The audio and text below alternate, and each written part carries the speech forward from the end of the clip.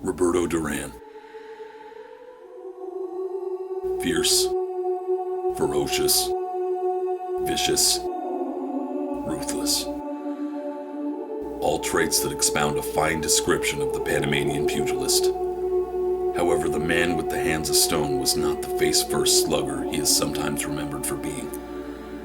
With the correct blend of attack and defense, boxing and brawling, Manos de Piedra left behind a legacy that sees him ranked as one of the all-time greats of the sport.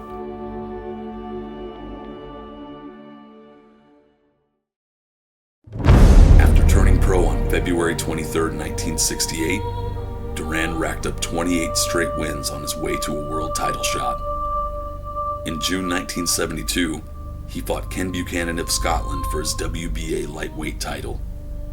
With Duran scoring a knockdown in the opening round and leading by a large margin, the fight ended controversially in the 13th round.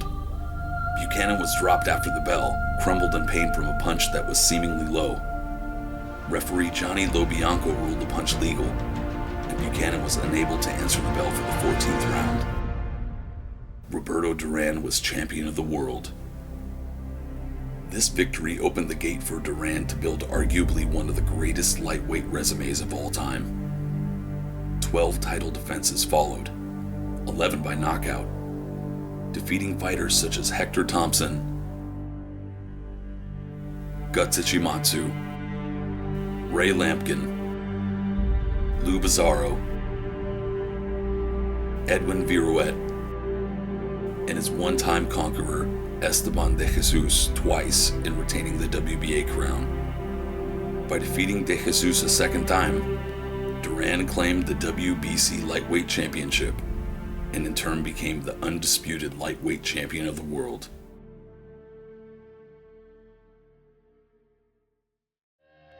After cleaning up the lightweight division, Duran felt it was time for a new challenge.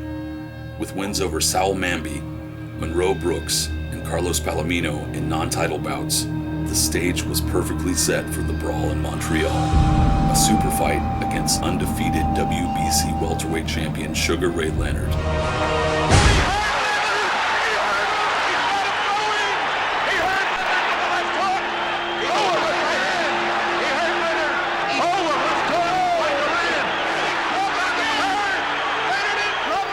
After 15 rounds of exhaustively intense fighting, Roberto Duran snatched the title from Leonard's grasp via unanimous decision win. A win that some call one of the greatest single victories in the history of the sport due to the greatness of both fighters and the magnitude of the bout.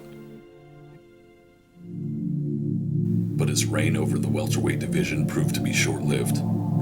After shamefully uttering the words "no mas," meaning no more, in a rematch with Sugar Ray Leonard just 5 months after beating him over 15 rounds to win the title, his WBC belt and status as a national hero were snatched away from him in the blink of an eye. After failing to become a three-weight world champion by losing to Wilfred Benitez by unanimous decision in January of 1982, Roberto Duran defeated Pipino Cuevas in 4 rounds to set himself up for another world title shot. This time he would face off against undefeated WBA titleist Davey Moore. After dominating the young champion for 7 rounds, Duran knocked Moore out in the 8th to become the light middleweight champion of the world, restoring his countrywide pride in the process.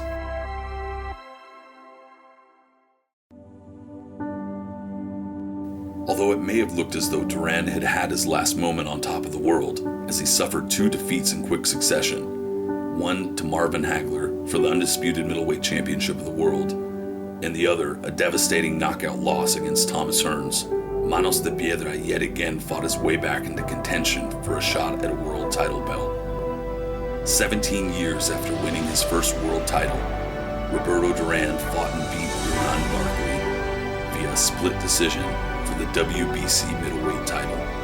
Duran's knockdown of the blade in the penultimate round proved to be the deciding factor in the split decision win.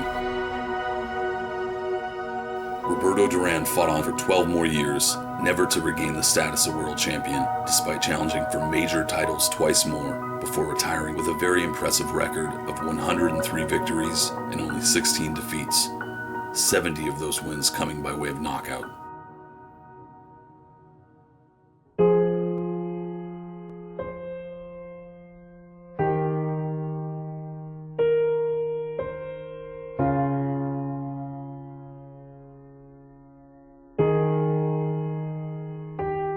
While stories told of his life outside the ring may remain a myth, stories such as knocking out a horse in his native Panama as a fresh-faced 14-year-old, or swimming 2 miles to shore after a plane he was piloting plummeted into the Caribbean Sea in order to ensure he was able to tell the tale, one thing that cannot be debated is the fact that Roberto Duran, Manos de Piedra, is one of the greatest fighters to ever step inside the squared circle.